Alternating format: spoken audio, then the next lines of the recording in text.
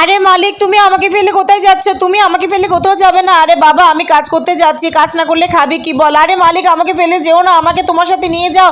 আরে বাবা দাঁড়া, তুই কোনো চিন্তা করিস না, আমি চলে আসবো। আরে টমি, তুই কোথায় যাচ্ছিস? তোর মালিক 2 দিনের ভিতর চলে আসবে। আয় বাড়ি চল, বাড়ি চল।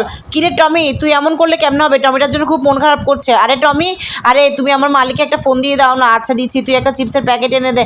আরে নিয়ে এসেছিস? ধর, তুই তোর মালিকের সাথে কথা বল। আমার মালিক তো ফোন ধরছে না। আরে তোর মালিক তো কাজে ব্যস্ত আছে, তাই ফোন ধরছে না। তুই চিন্তা করিস না, তুই ওখানে গিয়ে রেস্ট কর। আরে টমির জন্য খুব মন খারাপ করছে, ও কি করছে জানি না। ও নিশ্চয় অনেক ভালো আছে, তুমি চিন্তা করো না। আরে টমি, তুই ভালো মনটা খারাপ করিস না, আগে খাবার খেয়ে নে।